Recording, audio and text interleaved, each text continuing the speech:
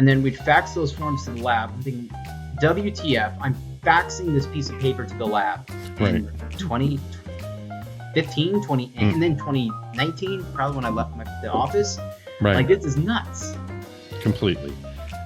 How unautomated some things.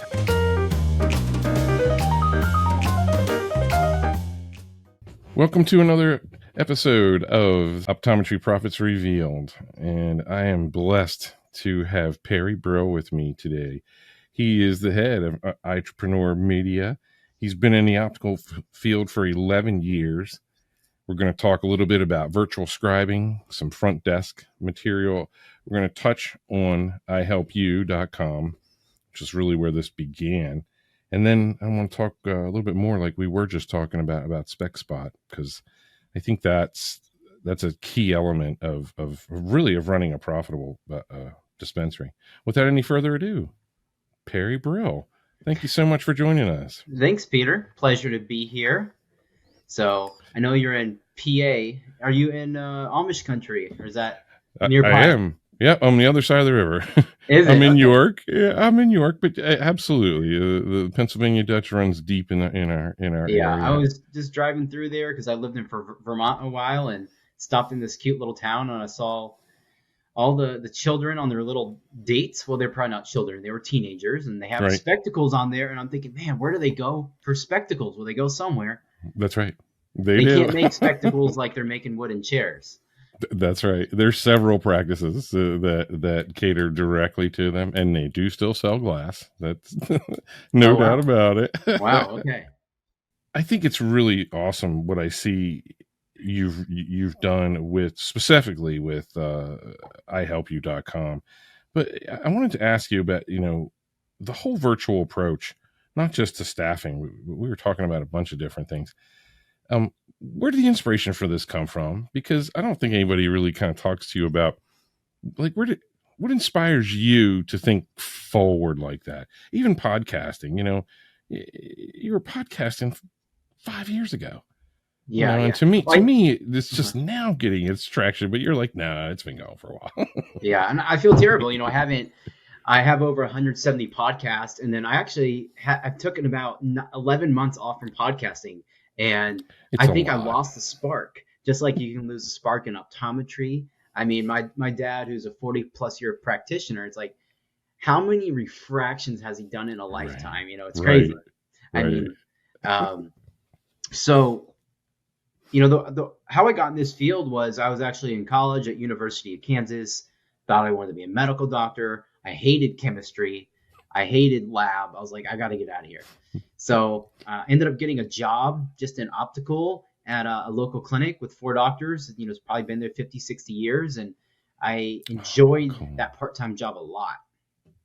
And I had a motorcycle at that time. I was like, vroom, vroom, vroom, driving to the optical. I thought it was pretty cool. And luckily they had a good in-office education.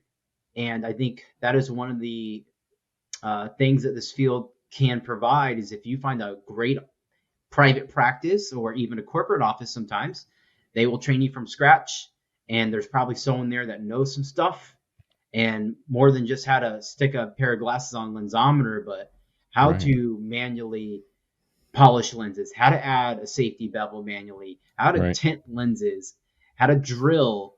And I was fortunate to get all that education on the spot.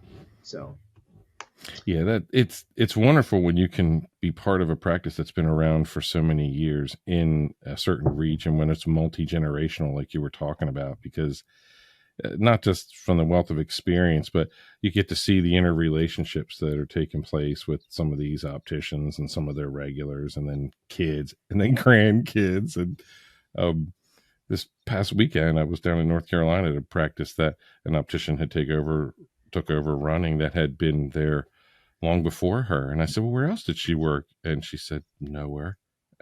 I said, you're between 35 and 40 years. You've been here. And I mean, that's our industry's like that. And I think that's amazing. I think it's really, really cool that those are really deep relationships. She's clearly making glasses for grandkids. and and they're getting old. Yeah, yeah. which is to me, that's just amazing. Yeah, these businesses can stay, opticals and practices can stay around for a long time. And, I was listening to a podcast this weekend about how Best Buy and Dollar General, Best Buy, where you used to go buy your boombox and your video games and televisions, Right. and Dollar General, which is just sells garbage, is junk, Yep. candy bars and sponges and whatever else. Well, they're getting into healthcare. And they're getting into primary care. They are going to have doctors on site in a lot of their stores because they have the footprint. And the Right. issue that they're solving is if you try to call a primary care doctor to get a physical, good luck. 6 months, 8 months, a year to even get in. And I think that's one of the strong suits of small business is that we can cater to people's immediate needs. Let me give you an example. Let's say you have a high roller customer who they regularly spend $2,000 every year. Well, when they call, you get them in. Right. Exactly. Now, when they call corporate optometry doesn't care. They're like, no, okay, you're nobody to me. But right. private will recognize that ongoing relationship and cater towards that. Absolutely. And sometimes people do pay for that, anonymity, but not in a repeated way, in the same, and not a repeat patient, I guess is the best way to put it, in my mind. So after I learned a lot there, and after college, I went to work for my father, who owns a practice he opened in '83, and he started off small by himself, and then expanded that strip center space, and then built a building, and ended up being almost 7,000 square foot office space, 8 exam rooms, lab, huge dispensary, 2,000 plus frames, going from $50 to $2,000, buffalo horn. And all over the place. Yeah, all over the place. And we were able to, I give credit to him because he's the one who built the beast. And I just came in, 3 decades later to work. But there's nothing more valuable than working in the practice and understanding it. And, I had a friend who owns another technology company in eye care. And he said, Perry, how do I learn what you know? I said, why don't you spend a day a week working inside a practice? You need to be hands-on in the field to understand the business. The practical. There's a practical element of it that meets a little bit better understanding when your hands are in there dealing with patients. You mentioned software. How does connect SpecBot to practice management and what's happening these days, like in an average dispensary, the independent environment? Yeah, so let's look at Opticianry as a whole. It used to be that probably in your days, Peter, did you put orders on index cards? Yeah, actually, we did. Files were pretty darn small, Yeah. And now there's some wonderful techniques that came from those days too, where the doctor came out with PDs and all that done for you, and then talked about non-glare coatings and all that great stuff. So there's a handoff element that from those days, but you're right. I absolutely had handwritten almost cards, Yeah. I was just at an optician down the street from my home here, and he's been in business for 12 years, old school optician. He has no POS system, nothing to keep track of orders. Everything is paper, and it's functional disarray. And he knows. But yeah, he does know it. He knows. Yeah, he's really struggling. So much so he even asked me for help. So it's like, I can help you, but we got to go slow. Right. So what is Opticianry today? It's an insurance data entry festival on the front end. And then you work with the patient. You sell them a pair, you fit them a pair, you style them. That's the fun part for a lot of people. And then you go back to the data entry part. Now, when you can vision web something or DVI it directly to the lab, every optician is like, yes, this is amazing. One-click automation direct to the lab. But then you start involving ICD-10 and CPT codes, and this product is not available in this, and you have all these limitations. Well, there's a lot of optician burnout, and the only way to fix burnout, the only way to provide more pleasure in a job is to simplify it. And I have built a suite of software tools called SpecBot. And basically, You can think of it this way. There's robots that crawl into vision payer websites. If you think about ChatGPT, have you used ChatGPT at all? Or? Absolutely, yeah. Okay. I love it. I Anyways, love it what too. does ChatGPT do? It crawls the internet, and it fetches the data and it brings it back in, and it builds a story for you. Right.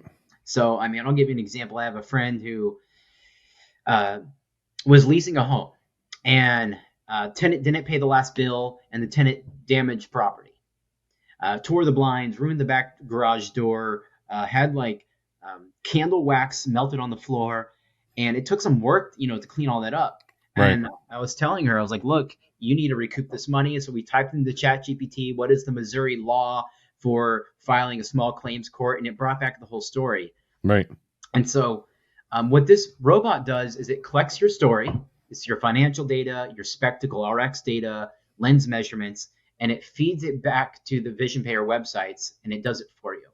And so when you spend 10 to 15 minutes per optical order doing data entry, so let's say you sell 5 pairs of glasses a day. Right. Well, now you have an hour and a half of data entry on top of that. At least. And that's what I call opportunity cost, where you should be actually on the sales floor dispensing glasses, edging glasses, and doing real work, and not just BS data. Right. Well, just like we were talking about, increasing that one-on-one time before we began recording, that one-on-one time gets constantly lost in the shuffle. So the optician doesn't even have a capacity to say, wait, I've got something better. But I'll let you keep going. I mean, it's so true. It really you're right. is. It's all about increasing one-on-one time and reducing the rush and anxiety of getting through the paperwork. Right. Oh, I billed it wrong. Oh, I did this wrong. Oh, you have to ask for more money when they come to pick up their glasses. I mean, something, and then, training is always very hard in optical, and it doesn't have to be. There are, I'll give you a great example. It should be fun. I was getting ice cream at McDonald's. McDonald's has the best ice cream, especially, it hits hard at 10 p.m. Right. And so I'm in the drive-thru, just getting a cone with a friend, and we roll up to where you place the order at the speaker box. I don't know what you call that. Right. And all of a sudden, I heard a robotic voice. It was literally AI taking my order at McDonald's. Never heard that before. No accent? No accent. And I would have at least thrown a foreign accent in there just to make it right. And I was like dumbfounded. I was like, wow, this is amazing. Rather than me waiting 3 to 4 minutes for the McDonald's attendant to get back to me, who's currently working the French fryer, they just had a very smart piece of technology taking my simple number one in ice cream, Right. And we need to be deploying the technology to get that one-on-one time. Right. So it's a very hard process to do, though. So when I'm mapping out to Eyefinity or Crystal or Revolution, iCloud Pro, these companies do not understand automation. What they understand is I'm going to give you a blank slate, a drawing board, a canvas, and you put your data in that and you do whatever you want. A lot of the EHRs have missed the mark is, how do we facilitate our workflows better? How do we not just provide a ledger and an optical form? How do we get that data to the next point where it needs to go? Which kind of segues to another question that I had, and I don't want to leap too much back and forth to I help you, but this is all very interrelated to what that's all about.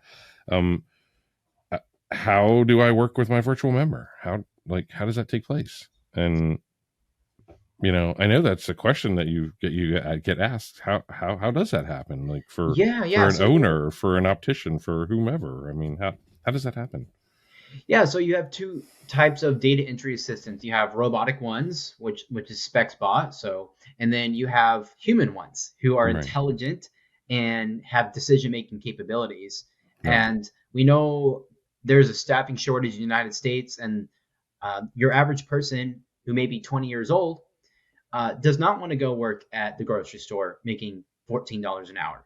They want to be flipping sneakers on the internet, right, and be making $2,000 only working a few hours. And An so, influencer. Yeah, yeah, or an influencer. Yeah. it's true. It is true.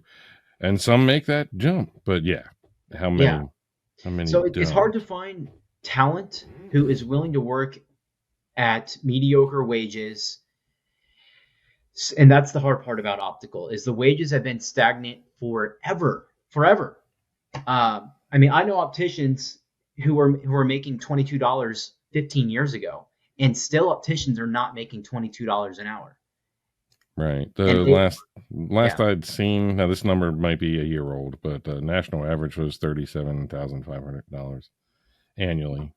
For it's almost minimum wage, right? right. It's not a livable wage, but again, you know, so the opticians have some choices. They can balk and complain and say, well, we should be licensed because I know all this stuff. Well, okay, well, what does your state say? What's your region? How do we embrace education? But let's take this a step further. Take your knowledge, take your engagement. Let's go back to that one-on-one scenario that we talked about a few minutes ago, where you're losing that. There's all these extraneous things that are happening in the dispensary. Someone's picking up contacts, doctors bringing in people, phones are ringing, all of these things. The lab needs to talk to you about something, and you rush and push this thing through. So take hold of that scenario with the people that are going to be warm and engaging with it, send them home with frames, and do that remote engagement, because that helps so many people in so many different ways. But man, I mean, to connect this back to, like you're saying, here you are trying to be an optician, and there's all these other factors that are in your way Yeah, that don't it's need to they're be all there. distractions, They don't and need to be there. yeah. And so people play whack-a-mole all day, the arcade game. And what should Right. happen in a practice is a virtual assistant who can be located anywhere in the world. Mine is I Help You. That's my company. We have about 50 practices at this point, probably over 60 assistants, and they hail from about half of them are South African. Nice. And the reason we like South Africa as a hotspot is education levels are high, friendly English. accents, really, yeah, English, really Yeah. hard work ethic. And I've heard those, that. yeah, so those things are common. And then, we have people based in Mexico, Latin America, Chile, Argentina who speak Spanish and can Awesome. provide, that language, relieve the language barrier for the coast. But kind of Right. getting back to how did I got into this, I actually hired my first virtual assistant for myself about 5 years ago. And it was a sales role. I needed help in sales. And so I hired a guy, his name's Nayari, and he, I think, was a marketing major, and he could pick up the phone. He wasn't scared. And that's how I kind of learned, like, I can find extremely high quality talent at a 30 to 40% cost reduction. And we feel bad that we're not supporting American talent, but when there is no American talent to hire, you need to make a decision. And the decision is I need my practice to thrive. And the only way to do that is by finding people that can fill the gaps and take off that paperwork load. Right. And if the American talent isn't able to take their engagement remotely, or even find another sophisticated way to, keep the professionalism as it should be, then why not? Yeah. Why aren't we, like, well, this is where you and I begin, that we're just beginning to touch the tip of the iceberg with this, like what can potentially be done. And this is where I think your vision is so awesome, because Yeah. you do really look forward in a different way, I think. Mhm. Yeah. People will ask, here's a few things that a remote optician could do. One, optics are the same across the world. We Right. have the same lenses, same contact lenses, same coatings and everything. Maybe our lens names may be a hair different, but for the mostly, it's all the same.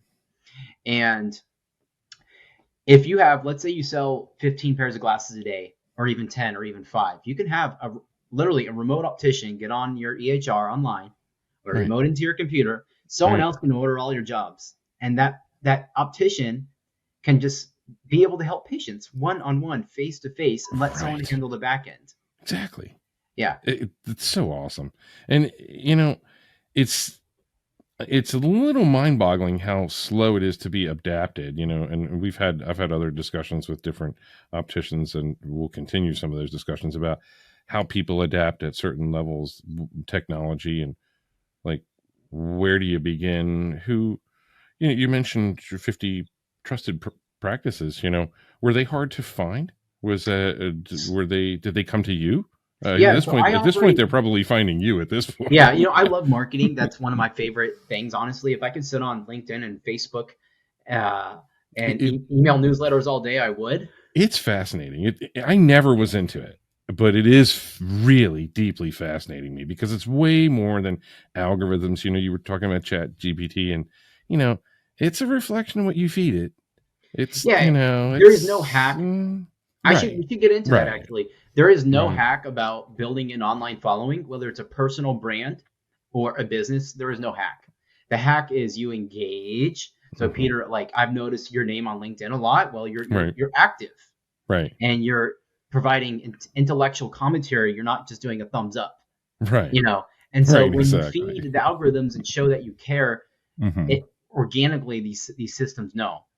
It's the truth. I mean, just the interview process of creating a podcast has exposed me to voices and names and angles that I didn't even think of when I first dove into the idea. The idea was, look, I need to connect the dots a little better to iseeclearly.com and in ground in practice, in management and opticians and optometric situations. But a little more than that, what is the profit? What is the future? Where are we going to, how are we going to connect this to build those software, products like you were just talking about that make things so much easier, that don't make you somebody who has to spend 15 minutes trying to find out if that, is that 1.67 transitions available in blah blah blah, and I don't know, I mean, will it fit in that? Is prescription range going to work? Yeah. I Let's go mean, back to, I would like to talk about your safety line of work that you did for, a decade or more. For some reason, I fit a lot of safety glasses at my dad's practice. We were a BNSF location, and nice. the railroad workers would come in with their forms, usually two Right, forms, right. and they were 3M frames only. We had a little kit, and the 3M frames were actually quite nice compared to some of the other ones. No doubt, no doubt And about it. here we are. I'm typing out, no, handwriting the prescription, and then you fax it. At that time, it was AO Safety, and then Hoya bought AO Safety, Right, and then we'd fax those forms to the lab. I'm thinking, WTF? I'm faxing this piece of paper to the lab right. in 2015, Mm, and then 2019, probably when I left the office. Like, right. this is nuts. Completely.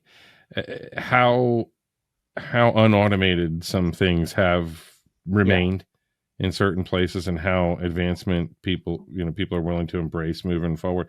It's the difference between, there's a product in prescription safety eyewear called Eyelations, and they've been now very active, since 2008-9. They were strong competition for me, but they were a one-stop kiosk.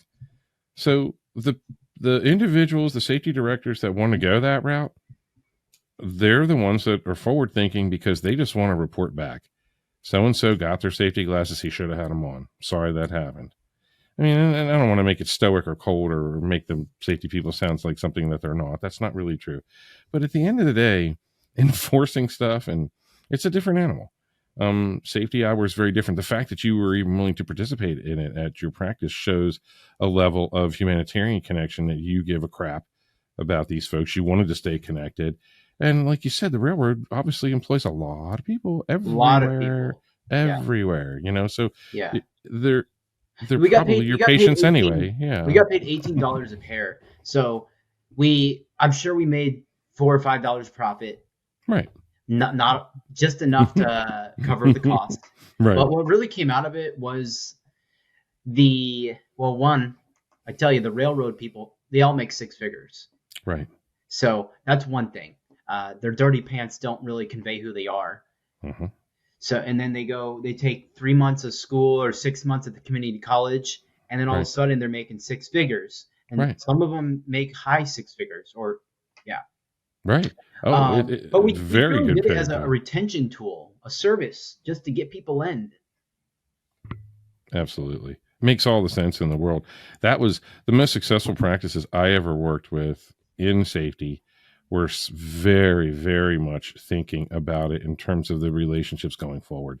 It was a chance to engage in, they weren't even thinking about the worker. They were thinking about the family, Yeah. which I think is, I don't know, I think it's wonderful. It really cuts to the core of why we do this. You know, there's, you know, when we talked about some of the relatively low end pay in terms of national average, it is rewarding work. The opticians remain opticians because it is gratifying to help people see clearly, and it is in a way that, you know, yes, it's appreciated by us seasoned and skilled opticians, but man, don't underplay this for people coming into the industry that are new. They're training, they get it. You know, it's a wonderful thing to keep going. I love reposting the videos on LinkedIn of anyone putting glasses on for the first time. Yeah. You know, Yeah. yes, it's why we're doing this, but it is bigger. Yeah. There's a clarity thing. There's a confidence thing. There's a human thing. When you're confident and you're clear and you can see clearly, oh man, how much more can you really do and deliver in so many different ways? Yeah, you know, I think my most gratifying pair of glasses I ever made was this Asian girl named Violet, no, Korean specific, and she had an adult size head, but she was about 9 years old. And you can't put an adult frame on a child. The nose is not developed. The ears are still, you know, not in the adult position on the head. And her bridge is flat. Bridge totally flat because she's, you know, Korean. And we ended up doing a 3D facial scan of her head. I did that. Got the glasses made in Hong Kong. And, you know, the mom luckily could afford it. But I think any parent would save up to afford it. They would eventually find a way, you know. And absolutely. That was life-changing to her. You know, I could tell. That was the biggest smile. Mom was happy. Daughter was happy. So she had something that fit, and her vision looked the way she needed like it. 4 you know? Plus 5 at the same time. So, yeah. Man, that's tough enough. That's tough enough on its own, you know, let alone having, like you said, the other the dimensions, the facial, the ears. I wanted to touch on one thing regarding safety since we brought it up. You know, I'm trying to think of, you know, automations not just on the ECP side, but also the wholesale side, because it's a relationship. Because opticians will complain, why is the job late? Well, the job was late because you manually faxed in the order, and now there's a stack of paper, and who's going to type that stuff into the lab? Well, and then who's going to notify somebody that the order wasn't received if they didn't know that it wasn't received? And then let's face it, you're chasing $18 right now. Yeah. Automation is badly needed there. And I, you know, because even connecting the front end of the automated fitting machine, like I talked about a few minutes ago, connecting that with a seamless order process that comes back out the back end and is deliverable. One thing that did come out of that, that at least the safety people knew loud and clear about this. I don't know how well we would translate this, to be honest. People are way more willing to drop some money when they're sitting alone at a computer and clicking. I mean, why is that? Truth. You're so right. I am definitely willing to spend money in that checkout cart on my computer, versus me too. In store. I don't know why. I'll even jump to buy something. I've been forgetting to buy this, and I'll like boom. I think Mark Clark hit it on the head because it's convenient. It's so easy. I don't like getting it through Amazon, but it's so easy to go click, done. I mean, I can literally place an order in 3 seconds. Okay, 30 seconds. Yeah, and you get it. And it's done. You know, here you get it same day. I mean, my dad was ordering some pools for some cabinetry. Literally showed up in 4 hours from Amazon. I was like, this is just wild, you know. That is crazy. Yeah, I did want to touch on the lab automation. So part of my SpecBot software is I have one of the products is called SpecFax, and so labs get faxes, and what I took on the challenge is how can I take a faxed order, which is still happening 50 to 100,000 times a day, in the United States, and I'm actually converting faxed orders through optical character recognition, and I convert that data into a digital order and send that through a lab's lab management system. So which it works with DVI currently. That's And this, really cool. yeah. So And mhm. Go well, I was ahead. just gonna say, aren't a lot of faxes integrated with email anyway right Yeah, now? so actually Or what happens is the faxes go to email, the emails get forwarded to my technology, my sweet. optical character recognition identifies it, and then it transmits it to the lab. Oh man. And it'll never be perfect. I can't. Opticians will put shit in special instructions that don't belong there, Right, right. and a human has to review that. Right. No, you're right. Yeah, Absolutely. Because it'll just stop, or like it's it going to just end up dies at on the the lab line there. Yeah, customer yeah. service. They're Right, asking for transitions blue or something. So right. So you do, and you do. You're right. You do end up needing that human element to say, "Well, hey, this is what it's available in. This is what do you want to do? yeah, What's the choice going to end up being?" But that is pretty cool that it's interconnected with fax and how it can. So the further we go, the more automated down the line that ends up going. And the other thing about prescription safety eyewear is it's not slowing down. The production that is only in this increasing probably. country is high. Well, even when I began, I mean, I I loved the idea of saving employees' vision at work, and we certainly did, and there were wonderful stories related to it. Um, but even then, I was like, man, these companies throw so much money proactively at stuff. Why do they do that? And the reality is that once the numbers shake it out, it makes all the sense in the world to dump $180,000 in safety, in PPE for your folks, because it does.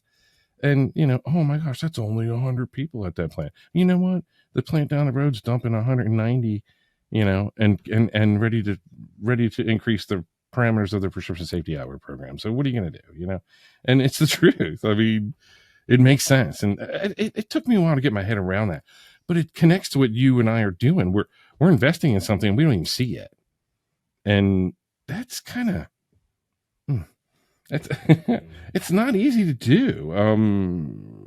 But you've already been able to see the need in some of your own inspirational ways, but you've been able to quantify it too. Like, from a software standpoint, that who needs this. You Yeah, probably know there's exactly who always needs the this. technology adoption, and everyone, all the tech people in eye care say it. We're slow to adopt in this industry. We're always very We are. slow, I think we and are. it it doesn't have to be slow Right. if you are just willing to fork up a little dough, a couple $1,000s, Right. and use it. Exactly. So And close those loops. Not just giving opportunities within your own ranks, but to the people that are coming in and people that are spending the money to keep you open. yeah, You and you're know, going to use technology. People are going to use my technology. They're going to use my virtual staffing, your IC clearly, and right, some people are going to hate it, and that's right, okay. It wasn't right, meant for you, and you right, just have to realize, hey, it's time to move on. Let me check out IC clearly in 3 years. Maybe it'll be a better fit for me. And same thing for my software. Somebody may say, hey, Perry, your fax machine connection is just uh, mixing pluses and minuses. I'm like, okay, that was a glitch, and we fixed that 2 weeks ago. So should be good let's to go move going on from forward. there. Right, exactly. And that's actually, I think it's one of the, for me, it was one of the biggest conversion points into jumping forward.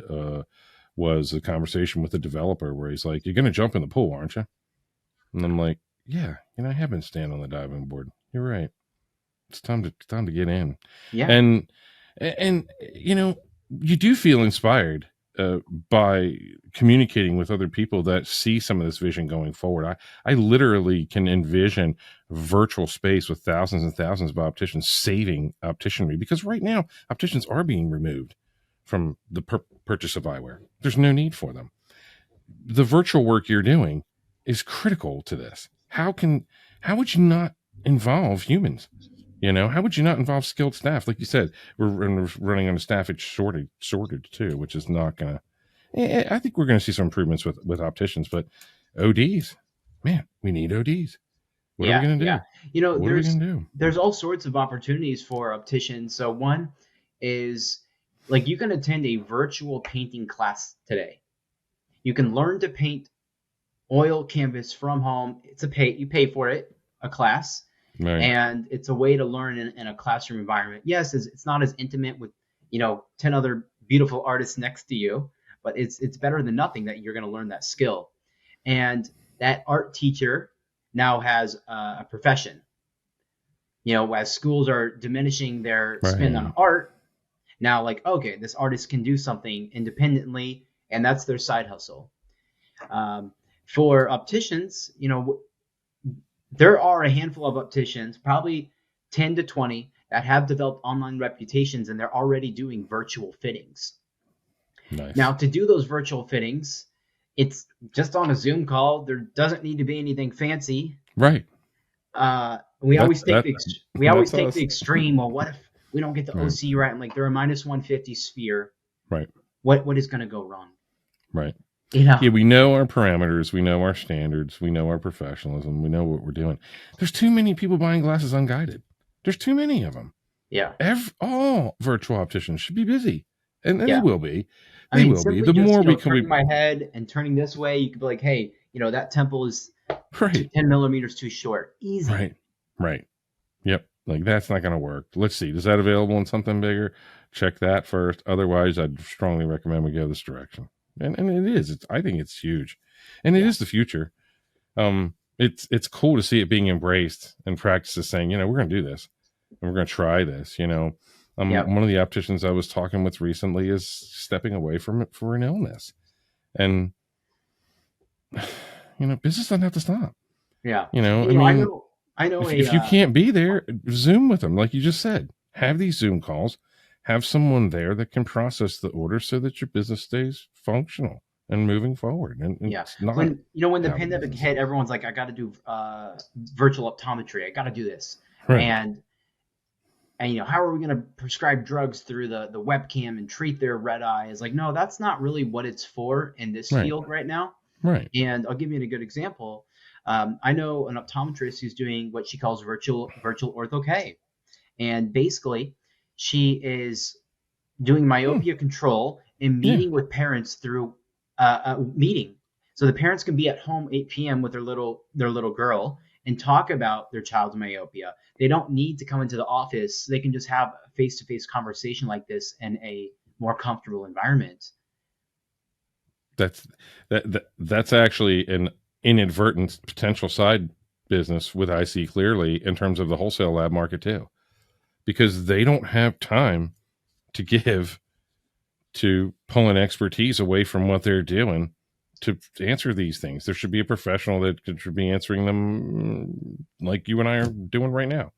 I mean, it makes all the sense in the world to have pros connect, whether myopia management with a regular meeting that way. It makes all the sense in the world. I mean, what an opportunity for the both of them. And it's so much more convenient for everybody too. Yeah. I And, mean, you're never going to get 30 minutes to an hour with an eye doctor inside an exam room. But if you do it virtually, you can get that time. right.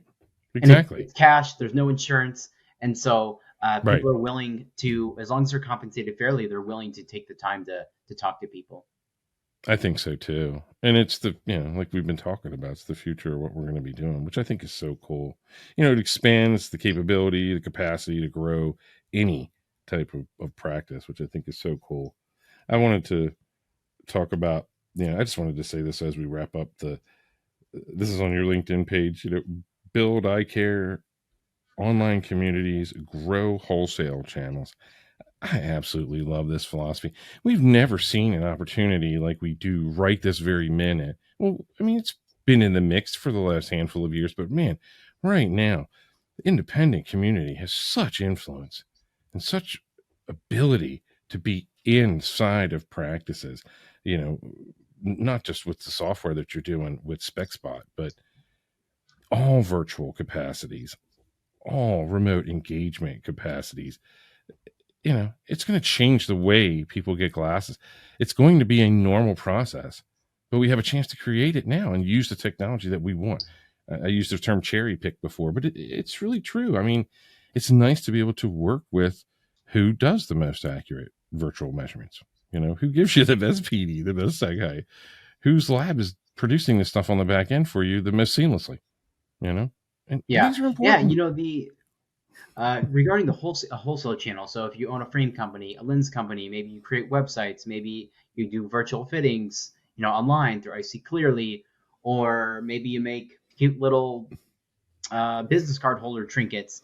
You will never ever ever be able to grow a business if you do not connect with people online. Right. And I know people say I hate social media. Well, look, you don't need to make cute graphics and infographics. Just whatever is top of mind, just let it out. It could Right. be a sentence, could be a crappy drawing, could be a napkin. Uh, just personify yourself and tell your story, and don't care what people think. And I think that's the most important thing to building a following and building a community. And time, give it 2 years to get anywhere. I'm so glad you said that. I mean, you, the work that you've done and some of the videos that you've done, oh my gosh, I've laughed so hard watching Yeah. some of the I might go optician throw out a videos. tool here. I just found this one. It's called capsule.video. If anybody's looking to make videos, it's a really cool, it's free, and it captions them, makes cool little titles, and include it in the links. I definitely want you to send me links so that we, anything that we can connect people with directly with SpecBot. Obviously, I help you. Thank you so much for doing this. I know we've had some crazy times connecting, but this has been awesome. I've really enjoyed this. And I know we're going to talk a little bit more in the future because we've really only begun to touch the surface in terms of what software capacity you can bring into an existing practice, it's going to be really cool. Anything in optical and optometry, if you can dream it, you can build it. Not everything takes gobs of money. Sometimes things just take, time and collaboration. That's it. If you don't have to know the answers, find people that do.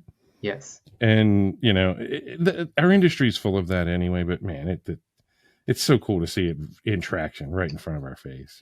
Thank you so much for this. Yeah, you're welcome, Peter. This has been another episode of Optometry Profits Revealed. If anything you heard here, struck a chord, you find interest in it, please by all means contact us or visit iseeclearly.com. We'll have links to Perry's information regarding ihelpyou.com and definitely SpecBot. And if you're going to go back into the podcast studio, by all means, let us know. It's fun. I'm gonna get in there. I'm going to. So it's been itching at me. I have so much to talk about. Yeah. You need it if you need time off. I've just begun this. I can't even imagine doing as many as you've done. I mean, but the people and the interviews, man, please, by all means, everybody visit Entrepreneur Media right away. Thank you so much. You take good care, Perry. All right. Thanks, Peter.